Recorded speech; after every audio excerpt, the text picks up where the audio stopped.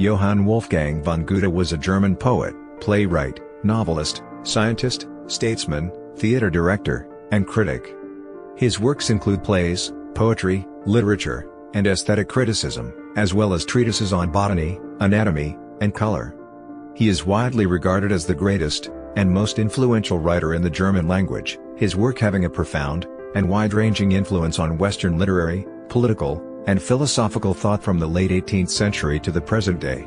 Goethe took up residence in Weimar in November 1775 following the success of his first novel, The Sorrows of Young Werther, 1774. He was ennobled by the Duke of Saxe-Weimar, Karl August, in 1782.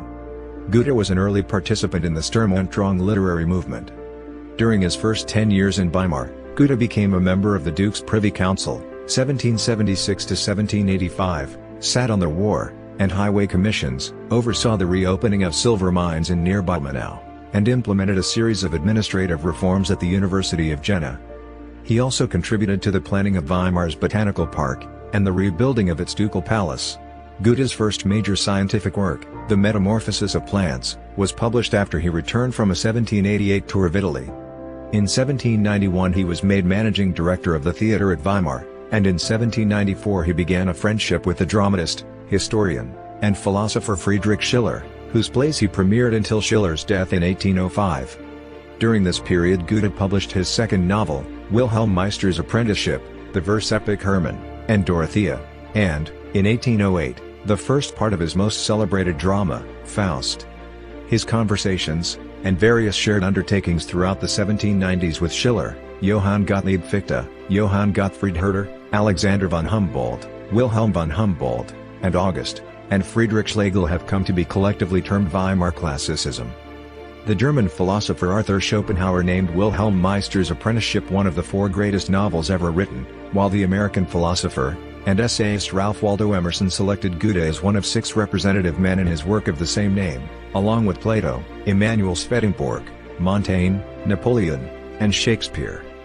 Goethe's comments and observations form the basis of several biographical works, notably Johann Peter Eckermann's Conversations with Goethe, 1836. His poems were set to music by many composers including Mozart, Beethoven, Schubert, Berlioz, Liszt, Wagner, and Mahler. Goethe's father, Johann Caspar Goethe, lived with his family in a large house, today the Goethe House, in Frankfurt, then a free imperial city of the Holy Roman Empire. Though he had studied law in Leipzig, and had been appointed imperial counselor, Johann Caspar Goethe was not involved in the city's official affairs. Johann Caspar married Goethe's mother, Katharina Elisabeth Texter, in Frankfurt on August 20, 1748, when he was 38, and she was 17. All their children, with the exception of Johann Wolfgang, and his sister Cornelia Friederike Christiana, born in 1750, died at early ages. His father and private tutors gave the young Goethe lessons in common subjects of their time, especially languages, Latin, Greek, Biblical Hebrew, briefly, French, Italian, and English. Goethe also received lessons in dancing, writing, and fencing. Johann Caspar, feeling frustrated in his own ambitions, was determined that his children should have all those advantages that he had not. Although Goethe's great passion was drawing, he quickly became interested in literature. Friedrich Gottlieb Klopstock, 1724–1803, and Homer were among his early favorites. He had a devotion to theater as well, and was greatly fascinated by puppet shows that were annually arranged in his home. This became a recurrent theme in his literary work Wilhelm Meister's Apprenticeship. He also took great pleasure in reading works on history and religion. He writes about this period. I had from childhood the singular habit of always learning by heart the beginnings of books, and the divisions of the work, first of the 5 books of Moses, and then of the Aeneid, and Ovid's Metamorphoses. If an ever-busy imagination, of which that tale may bear witness, led me hither and thither, if the medley of fable, and history, mythology, and religion, threatened to bewilder me, I readily fled to those oriental regions, plunged into the first books of Moses, and there, amid the scattered shepherd tribes, found myself at once in the greatest solitude, and the greatest society. Goethe also became acquainted with Frankfurt actors. In early literary attempts he showed an infatuation with Gretchen, who would later reappear in his Faust, and the adventures with whom he would concisely describe in Dichtung und Wahrheit. He adored Caritas Meixner, 1750–1773, a wealthy Worms trader's daughter, and friend of his sister, who would later marry the merchant G.F. Schuler. Goethe studied law at Leipzig University from 1765 to 1768. He detested learning age-old judicial rules by heart, preferring instead to attend the lessons of the poet, and university's professor Christian Furchtegget Gellert. In Leipzig, Goethe fell in love with craftsman and innkeeper's daughter Anna Katharina Schönkopf, and wrote cheerful verses about her in the Rococo genre. In 1770, he anonymously released Annette, his first collection of poems. His uncritical admiration for many contemporary poets vanished as he became interested in Gotthold Ephraim Lessing and Christoph Martin Wieland. By this time, Goethe had already written a great deal, but he discarded nearly all of these works except for the comedy Die Mischuldigen. The restaurant Auerbach's Keller, and its legend of Johann Georg Faust's 1525-barrel ride impressed him so much that Auerbach's Keller became the only real place in his closet drama Faust Part 1. As his studies did not progress, Goethe was forced to return to Frankfurt at the close of August 1768. Goethe became severely ill in Frankfurt. During the year and a half that followed, because of several relapses, the relationship with his father worsened. During convalescence, Goethe was nursed by his mother and sister. In April 1770, Goethe left Frankfurt in order to finish his studies at the University of Strasbourg. In Alsace, Goethe blossomed. No other landscape has he described as affectionately as the warm, wide Rhine area. In Strasbourg, Goethe met Johann Gottfried Herder. The two became close friends, and crucially to Goethe's intellectual development, Herder kindled his interest in William Shakespeare, Ossian, and in the notion of Volkspoesie, folk poetry. On October 14, 1772, Goethe held a gathering in his parental home in honor of the first German Shakespeare Day. His first acquaintance with Shakespeare's works is described as his personal awakening in literature. On a trip to the village Sessenheim, Goethe fell in love with Friederike Bryan in October 1770, but terminated the relationship in August 1771. Several of his poems, like Willkommen und Abschied, Sessenheimer Lieder, and Heiden Röslein, originate from this time. At the end of August 1771, Goethe acquired the academic degree of the Licentiate of Law from Strasbourg, and established a small legal practice in Frankfurt. Although in his academic work he had expressed the ambition to make jurisprudence progressively more humane, his inexperience led him to proceed too vigorously in his first cases, and he was reprimanded, and lost further ones. This prematurely terminated his career as a lawyer after only a few months. At this time, Goethe was acquainted with the court of Darmstadt, where his inventiveness was praised. From this milieu came Johann Georg Schlosser, who later became Goethe's brother-in-law, and Johann Heinrich Merck. Goethe also pursued literary plans again. This time, his father did not have anything against it, and even helped. Goethe obtained a copy of the biography of a noble highwayman from the German Peasants' War. In a couple of weeks the biography was reworked into a colorful drama. Entitled Getz von Berlichingen, the work went directly to the heart of Goethe's contemporaries. Goethe could not subsist on being one of the editors of a literary periodical, published by Schlosser and Merck. In May 1772 he once more began the practice of law at Wetzlar. In 1774 he wrote the book which would bring him worldwide fame, The Sorrows of Young Werther. The outer shape of the work's plot is widely taken over from what Goethe experienced during his Wetzlar time with Charlotte Buff, 1753–1828, and her fiancé, Johann Christian Kestner, 1741–1800, as well as from the suicide of the author's friend Karl Wilhelm Jerusalem, 1747–1772. In it, Goethe made a desperate passion of what was in reality a hearty and relaxed friendship. Despite the immense success of Werther, it did not bring Goethe much financial gain because copyright laws at the time were essentially non-existent. In later years Goethe would bypass this problem by periodically authorizing new, revised editions of his complete works. In 1775, Goethe was invited, on the strength of his fame as the author of The Sorrows of Young Werther, to the court of Karl August, Duke of Saxe-Weimar-Eisenach, who would become Grand Duke in 1815. Karl August at the time was 18 years of age, to Goethe's 26, Goethe thus went to live in Weimar, where he remained for the rest of his life, and where, over the course of many years, he held a succession of offices, including superintendent of the Ducal Library, and was the Duke's friend and chief advisor. In 1776, Goethe formed a close relationship with Charlotte von Stein, an older, married woman. The intimate bond with her lasted for 10 years, after which Goethe abruptly left for Italy without giving his companion any notice. She was emotionally distraught at the time, but they were eventually reconciled. Goethe, aside from official duties, was also a friend and confidant to Duke Karl August, and participated in the activities of the court. For Goethe, his first 10 years at Weimar could well be described as a garnering of a degree and range of experiences which perhaps could have been achieved in no other way. In 1779, Goethe took on the War Commission of the Grand Duchy of Saxe-Weimar, in addition to the Mines and Highways Commissions. In 1782, when the Chancellor of the Duchy's Exchequer left his office, Goethe agreed to act in his place, and did so for 2.5 years. This post virtually made him Prime Minister, and the principal representative of the duchy. Goethe was ennobled in 1782, this being indicated by the von in his name.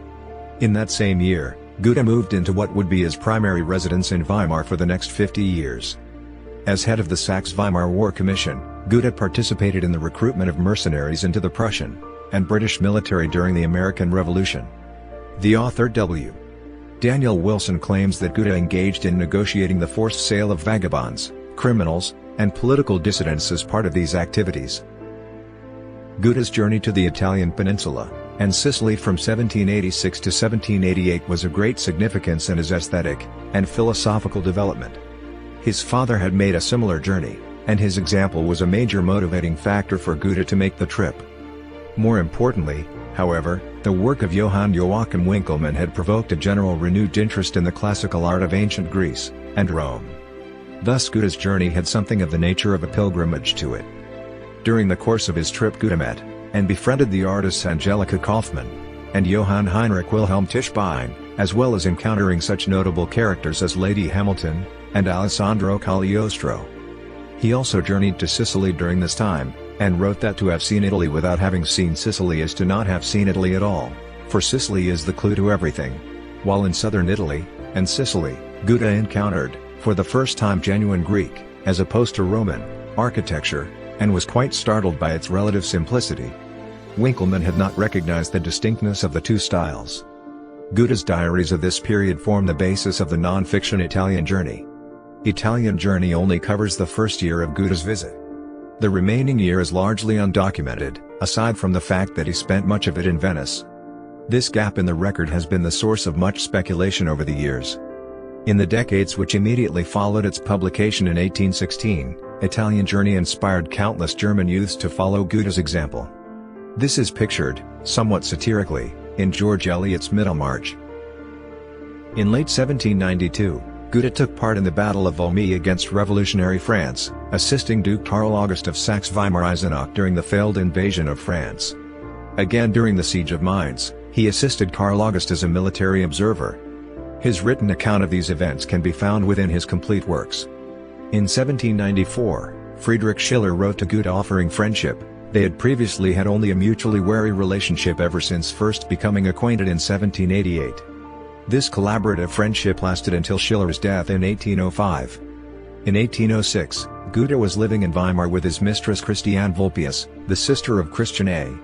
Vulpius, and their son August von Goethe. On 13th of October, Napoleon's army invaded the town. The French Spoon Guards, the least disciplined soldiers, occupied Goethe's house. The Spoon Guards had broken in, they had drunk wine, made a great uproar, and called for the master of the house. Goethe's secretary Riemer reports, although already undressed, and wearing only his wide nightgown, he descended the stairs towards them, and inquired what they wanted from him. His dignified figure, commanding respect, and his spiritual mien seemed to impress even them. But it was not to last long. Late at night they burst into his bedroom with drawn bayonets. Goethe was petrified. Christiane raised a lot of noise, and even tangled with them. Other people who had taken refuge in Goethe's house rushed in, and so the marauders eventually withdrew again. It was Christiane who commanded, and organized the defense of the house on the Frauenplan. The barricading of the kitchen, and the cellar against the wild pillaging soldiery was her work. Goethe noted in his diary, "Fires, rapine, a frightful night. Preservation of the house through steadfastness, and luck." The luck was Goethe's, the steadfastness was displayed by Christiane. Days afterward, On October 19, 1806, Goethe legitimized their 18-year relationship by marrying Christiane in a quiet marriage service at the Jakobskirche in Weimar. They had already had several children together by this time, including their son, Julius August Walter von Goethe, 1789–1830, whose wife, Ottilie von Pogwisch, 1796–1872, cared for the elder Goethe until his death in 1832. August and Ottilie had 3 children: Walter, Freiherr von Goethe, 1818–1885, Wolfgang, Freiherr von Goethe, 1820–1883, and Alma von Goethe, 1827–1844. Christiane von Goethe died in 1816. Johann reflected, "There is nothing more charming to see than a mother with her child in her arms, and there is nothing more venerable than a mother among a number of her children." After 1793, Goethe devoted his endeavors primarily to literature. By 1820, Goethe was on amiable terms with Caspar Maria von Sternberg. In 1821, having recovered from a near-fatal heart illness, the 72-year-old Goethe fell in love with Ulrike von Levetzow, 17 at the time. In 1823, he wanted to marry her, but because of the opposition of her mother, he never proposed. Their last meeting in Carlsbad on September 5, 1823 inspired his poem Marienbad Elegy, which he considered one of his finest works. During that time he also developed a deep emotional bond with the Polish pianist Maria Szymanowska, 33 at the time, and separated from her husband. In 1821 Goethe's friend Carl Friedrich Zelter introduced him to the 12-year-old Felix Mendelssohn. Goethe, now in his 70s, was greatly impressed by the child, leading to perhaps the earliest confirmed comparison with Mozart in the following conversation between Goethe and Zelter. Musical prodigies are probably no longer so rare, but what this little man can do in extemporizing and playing at sight borders the miraculous, and I could not have believed it possible at so early an age. And yet you heard Mozart in his 7th year at Frankfurt? Said Zelter. Yes, answered Goethe. But what your pupil already accomplishes, bears the same relation to the Mozart of that time that the cultivated talk of a grown-up person bears to the prattle of a child. Mendelssohn was invited to meet Goethe on several later occasions, and set a number of Goethe's poems to music. His other compositions inspired by Goethe include the overture Calm Sea, and Prosperous Voyage, Op. 27, 1828, and the Cantata die erste Walpurgisnacht, the first Walpurgis night, Op. 60, 1832. In 1832, Goethe died in Weimar of apparent heart failure. His last words, according to his doctor Karl Vogel, were, "Mehr Licht." More light, but this is disputed as Vogel was not in the room at the moment Goethe died. He is buried in the Ducal Vault at Weimar's historical cemetery. Eckermann closes his famous work, Conversations with Goethe, with this passage. "The morning after Goethe's death, a deep desire seized me to look once again upon his earthly garment. His faithful servant, Frederick, opened for me the chamber in which he was laid out. Stretched upon his back, he reposed as if asleep. Profound peace and security reigned in the features of his sublimely noble countenance. The mighty brow seemed yet to harbor thoughts. I wished for a lock of his hair, but reverence prevented me from cutting it off. The body lay naked, only wrapped in a white sheet. Large pieces of ice had been placed near it, to keep it fresh as long as possible. Frederick drew aside the sheet, and I was astonished at the divine magnificence of the limbs. The breast was powerful, broad, and arched, the arms and thighs were elegant, and of the most perfect shape. Nowhere, on the whole body, was there a trace of either fat or of leanness and decay. A perfect man lay in great beauty before me, and the rapture the sight caused me made me forget for a moment that the immortal spirit had left such an abode. I laid my hand on his heart, there was a deep silence, and I turned away to give free vent to my suppressed tears." The first production of Richard Wagner's opera Lohengrin took place in Weimar in 1850. The conductor was Franz Liszt, who chose the date 28th of August in honor of Goethe, who was born on August 28, 1749. Goethe married his longtime lover Christiane Vulpius in 1806.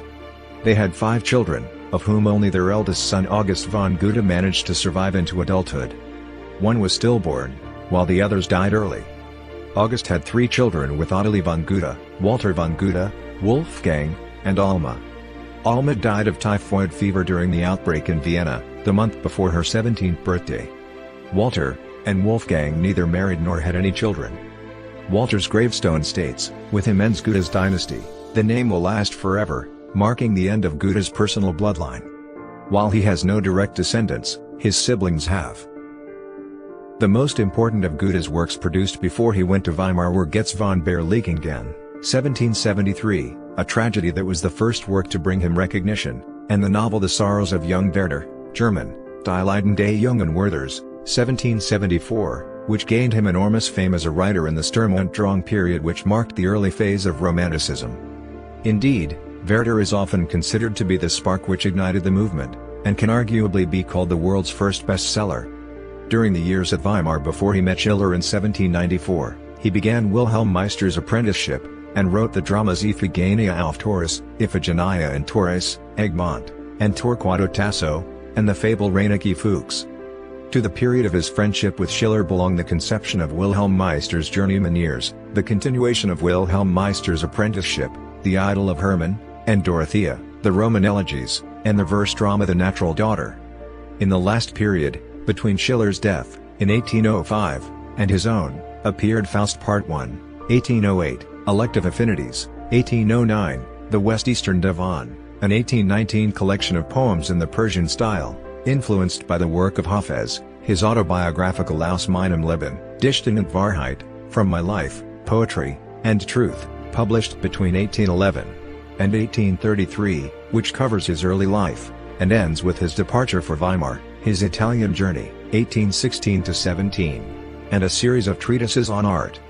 Faust, Part 2 was completed before his 1832 death, and published posthumously later that year. His writings were immediately influential in literary and artistic circles.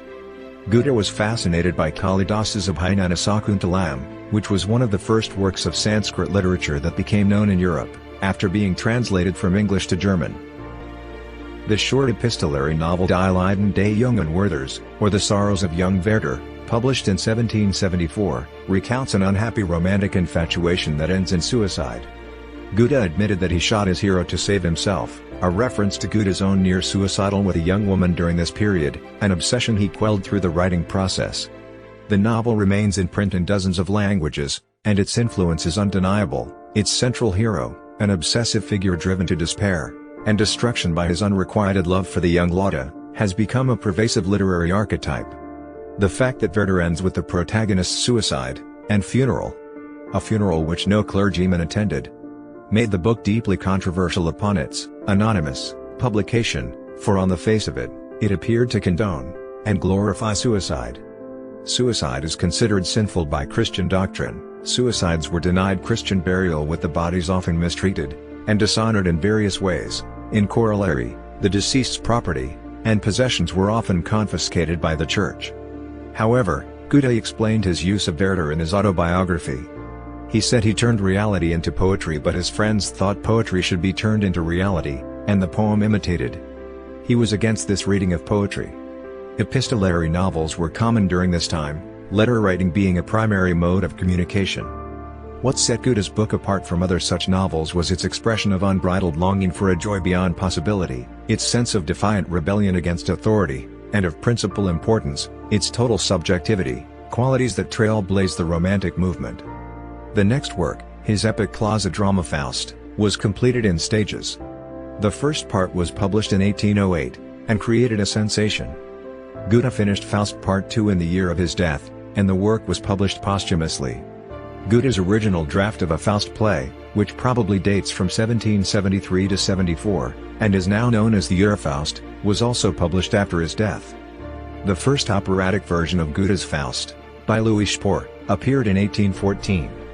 The work subsequently inspired operas and oratorios by Schumann, Berlioz, Gounod, Boito, Busoni, and Schnittke, as well as symphonic works by Liszt, Wagner, and Mahler.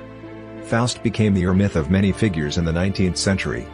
Later, a facet of its plot, i.e., of selling one's soul to the devil for power over the physical world, took on increasing literary importance, and became a view of the victory of technology, and of industrialism, along with its dubious human expenses.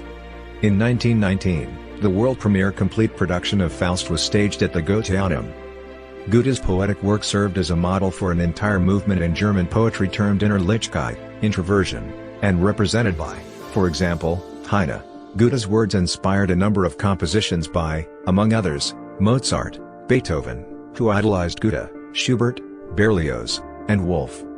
Perhaps the single most influential piece is Mein Jan song, which opens with one of the most famous lines in German poetry, an allusion to Italy: "Kennst du das Land, wo die Zitronen blühen?" Do you know the land where the lemon trees bloom? He is also widely quoted. Epigrams such as "Against criticism a man can neither protest nor defend himself, he must act in spite of it, and then it will gradually yield to him, divide, and rule," a sound motto, "Unite, and lead, a better one," and "Enjoy when you can, and endure when you must," are still in usage or are often paraphrased. Lines from Faust, such as "Das also war des Pudels Kern, das ist der Weisheit letzter Schluss," or "Graues tolle Theorie" have entered everyday German usage. Some well-known quotations are often incorrectly attributed to Goethe. These include Hippocrates' "Art is long, life is short," which is echoed in Goethe's Faust, and Wilhelm Meister's Apprenticeship. As to what I have done as a poet, I take no pride in it. But that in my century I am the only person who knows the truth in the difficult science of colors. Of that, I say, I am not a little proud, and here I have a consciousness of a superiority to many. Johann Eckermann, Conversations with Goethe. Although his literary work has attracted the most interest, Goethe was also keenly involved in studies of natural science. He wrote several works on morphology and color theory. In the 1790s, he undertook galvanic experiments, and studied anatomical issues together with Alexander von Humboldt. He also had the largest private collection of minerals in all of Europe. By the time of his death, in order to gain a comprehensive view in geology, he had collected 17,800 rock samples. His focus on morphology, and what was later called homology, influenced 19th-century naturalists, although his ideas of transformation were about the continuous metamorphosis of living things, and did not relate to contemporary ideas of transformism or transmutation of species. Homology, or as Etienne Geoffroy Hilaire called it, onologie, was used by Charles Darwin as strong evidence of common descent, and of laws of variation. Goethe's studies, notably with an elephant skull lent to him by Samuel Thomas von Soemmering, led him to independently discover the human inner maxillary bone, also known as Goethe's bone, in 1784, which Brussenet, 1779, and Victor 1780, had, using different methods, identified several years earlier.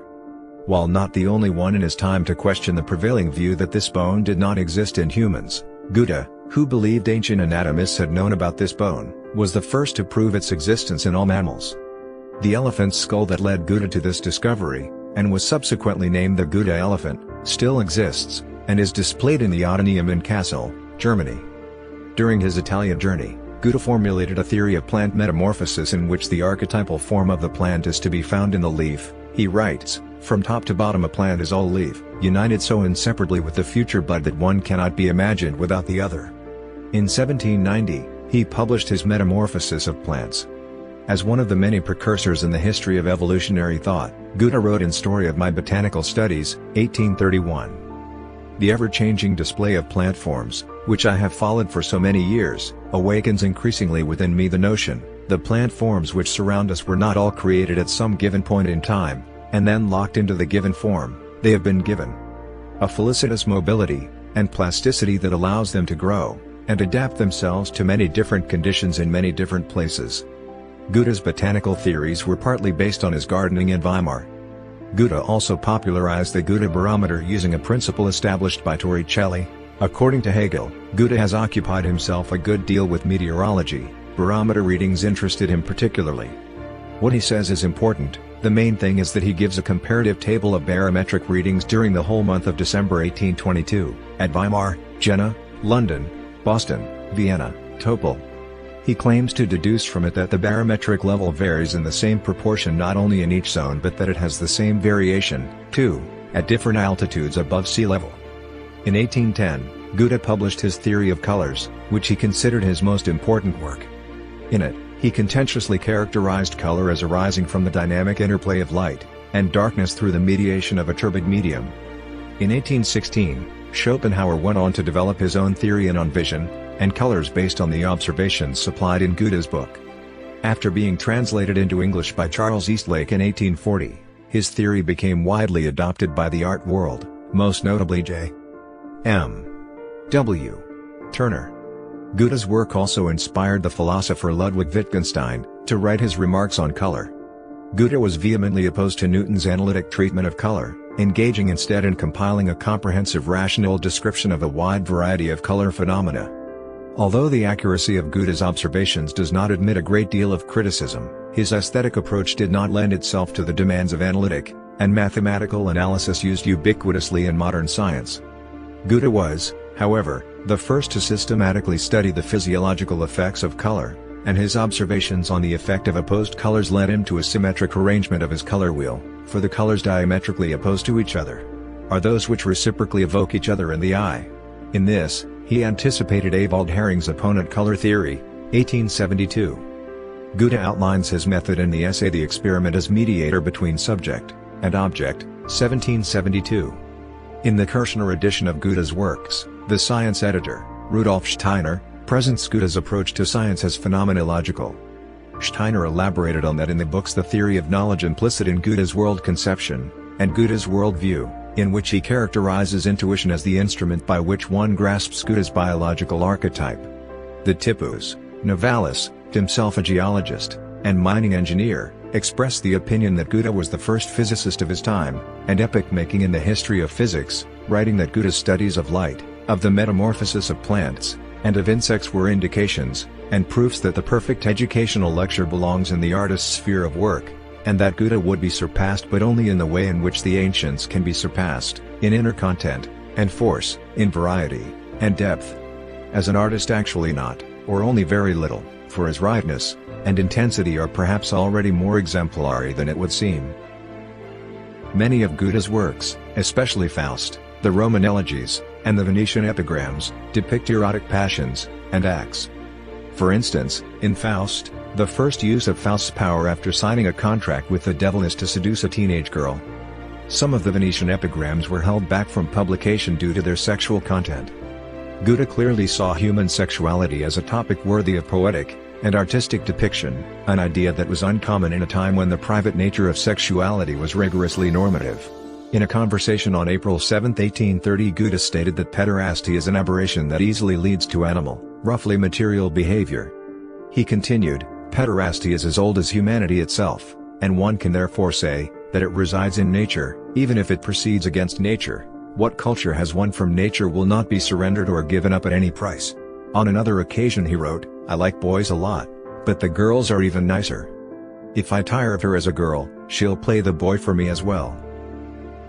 Goethe was a freethinker who believed that one could be inwardly Christian without following any of the Christian churches. Many of his central teachings he firmly opposed, sharply distinguishing between Christ and the tenets of Christian theology, and criticizing its history as a hodgepodge of mistakes and violence. His own descriptions of his relationship to the Christian faith, and even to the church, varied widely, and have been interpreted even more widely, so that while Goethe's secretary Eckermann portrayed him as enthusiastic about Christianity, Jesus, Martin Luther, and the Protestant Reformation, even calling Christianity the ultimate religion, on one occasion Goethe described himself as not anti-Christian, nor unchristian, but most decidedly non-Christian, and in his Venetian epigram 66, Goethe listed the symbol of the cross among the four things that he most disliked. According to Nietzsche, Goethe had a kind of almost joyous and trusting fatalism that has faith that only in the totality everything redeems itself, and appears good and justified.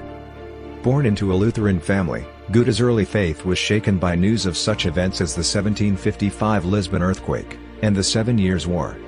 A year before his death, in a letter to Sulpice Boisserie, Goethe wrote that he had the feeling that all his life he had been aspiring to qualify as one of the Hypsisteirians, an ancient sect of the Black Sea region who, in his understanding, sought to reverence, as being close to the Godhead, what came to their knowledge of the best and most perfect.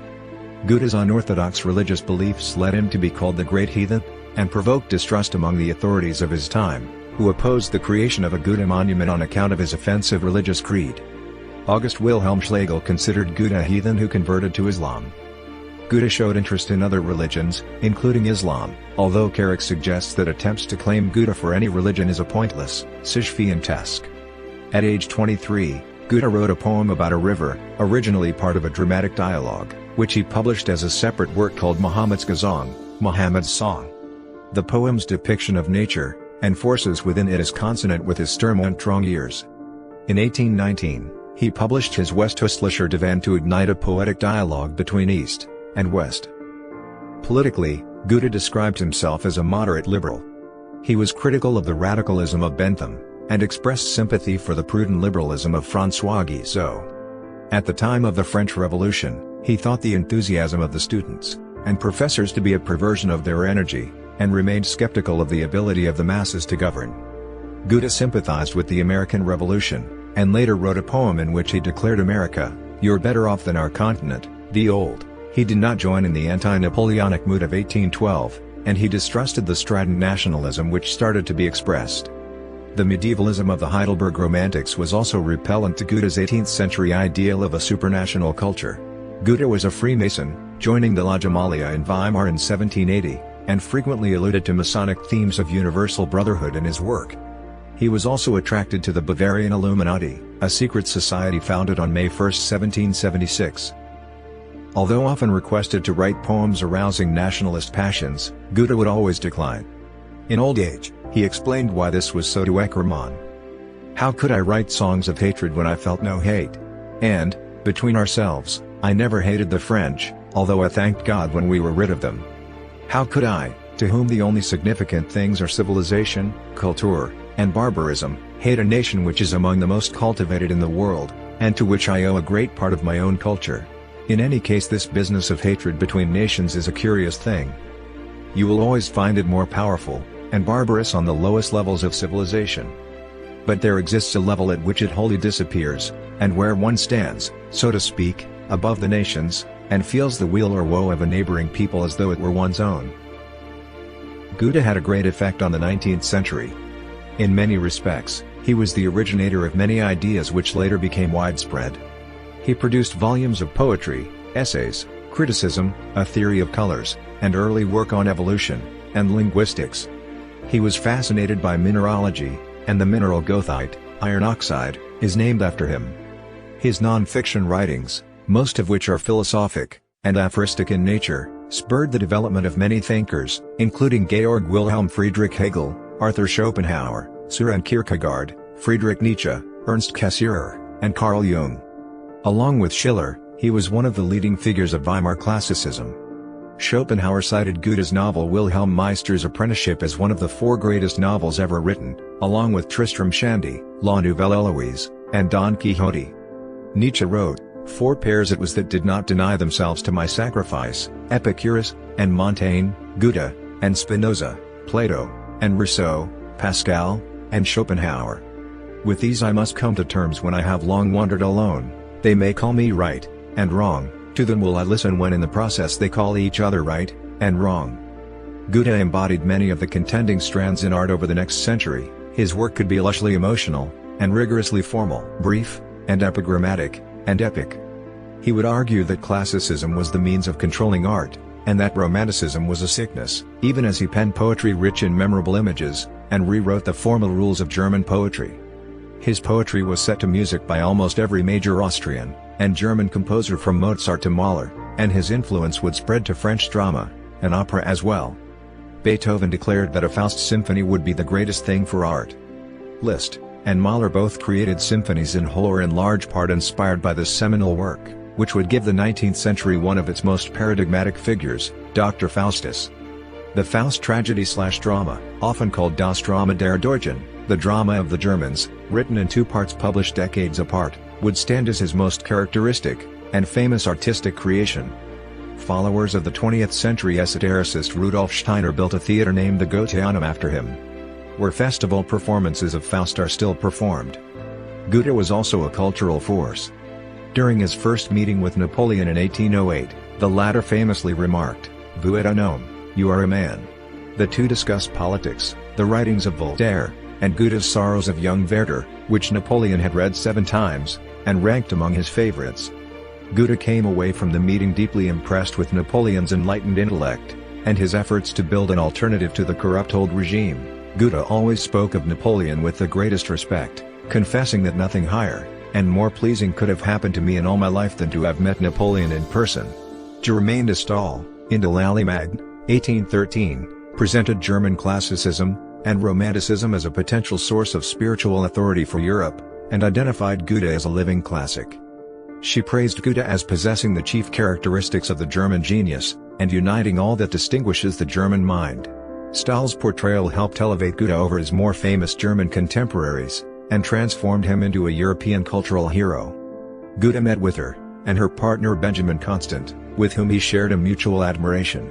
In Victorian England, Goethe's great disciple was Thomas Carlyle, who wrote the essays Faustus, 1822, Goethe's Helena, 1828, Goethe, 1828, Goethe's Works, 1832, Goethe's Portrait, 1832, and Death of Goethe, 1832, which introduced Goethe to English readers, translated Wilhelm Meister's Apprenticeship, 1824, and Travels, 1826, Faust's Curse, 1830, The Tale, 1832, Novelle, 1832, and Symbolum at a time when few read German, and with whom Goethe corresponded.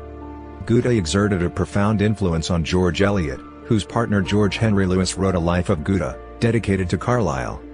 Eliot presented Goethe as eminently the man who helps us to rise to a lofty point of observation, and praised his large tolerance, which quietly follows the stream of fact, and of life without passing moral judgments. Matthew Arnold found in Goethe the physician of the Iron Age, and the clearest, the largest, the most helpful thinker of modern times with a large, liberal view of life. It was to a considerable degree due to Goethe's reputation that the city of Weimar was chosen in 1919 as the venue for the National Assembly, convened to draft a new constitution for what would become known as Germany's Weimar Republic. Goethe became a key reference for Thomas Mann in his speeches and essays defending the Republic.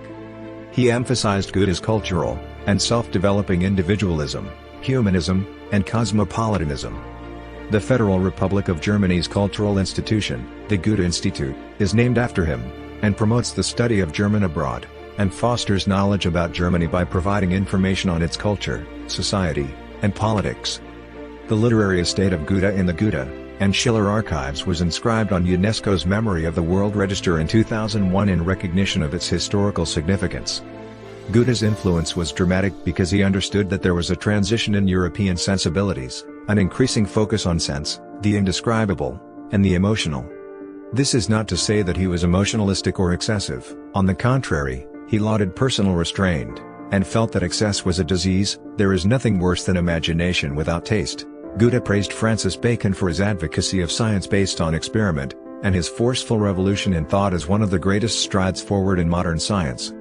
However, he was critical of Bacon's inductive method, and approach based on pure classification. He said in Scientific Studies, "We conceive of the individual animal as a small world, existing for its own sake, by its own means. Every creature is its own reason to be.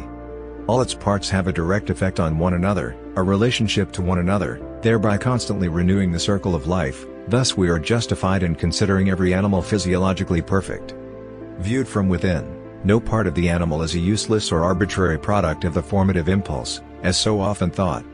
Externally, some parts may seem useless because the inner coherence of the animal nature has given them this form without regard to outer circumstance. Thus, not the question, what are they for? But rather, where do they come from?" Goethe's scientific and aesthetic ideas have much in common with Denis Diderot, whose work he translated and studied. Both Diderot and Goethe exhibited a repugnance towards the mathematical interpretation of nature, both perceived the universe as dynamic and in constant flux. Both saw art and science as compatible disciplines linked by common imaginative processes, and both grasped the unconscious impulses underlying mental creation in all forms. Goethe's Natraumschauer is in many ways a sequel to Diderot's Interprète de la Nature. His views make him, along with Adam Smith, Thomas Jefferson, and Ludwig van Beethoven, a figure in two worlds, on the one hand, devoted to the sense of taste, order, and finely crafted detail, which is the hallmark of the artistic sense of the Age of Reason, and the neoclassical period of architecture, on the other, seeking a personal, intuitive, and personalized form of expression, and society, firmly supporting the idea of self-regulating, and organic systems. George Henry Lewes celebrated Goethe's revolutionary understanding of the organism. Thinkers such as Ralph Waldo Emerson would take up many similar ideas in the 1800s. Goethe's ideas on evolution would frame the question that Darwin and Wallace would approach within the scientific paradigm. The Serbian inventor and electrical engineer Nikola Tesla was heavily influenced by Goethe's Faust, his favorite poem, and had actually memorized the entire text. It was while reciting a certain verse that he was struck with the epiphany that would lead to the idea of the rotating magnetic field, and ultimately, alternating current. The Life of Goethe by George Henry Lewis. Goethe, The History of a Man by Emil Ludwig. Goethe by Georg Brandes. Authorized translation from the Danish, 2nd ed. 1916, by Alan W. Porterfield, New York, Crown Publishers, 1936. Crown Edition, 1936.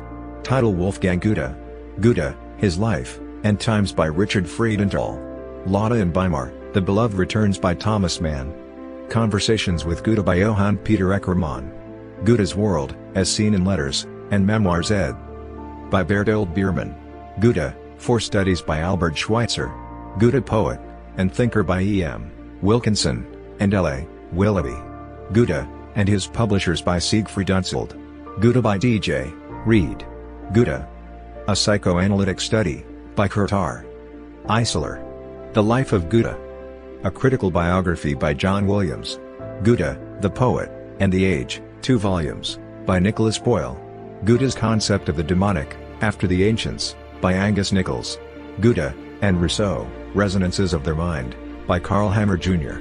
Dr. Faustus of the Popular Legend, Marlowe, The Puppet Play, Goethe, and Ilmenau, treated historically and critically. A Parallel Between Goethe and Schiller. An Historic Outline of German Literature, by Louis Pagel. Goethe and Schiller, Essays on German Literature, by Hjalmar Hjorth Boysen. Goethe Wörterbuch, Goethe Dictionary, abbreviated GWB. Herausgegeben von der Berlin-Brandenburgischen Akademie der Wissenschaften, der Akademie der Wissenschaften in Göttingen und der Heidelberger Akademie der Wissenschaften. Stuttgart. Kohlhammer Verlag. Westeastern Divan, complete, annotated new translation, including Goethe's notes and essays, and the unpublished poems, translated by Eric Ormsby, 2019. Goethe's Path to Creativity, a psychobiography of the eminent politician, scientist, and poet, translated by Deanna Stewart, New York, Routledge, 2019.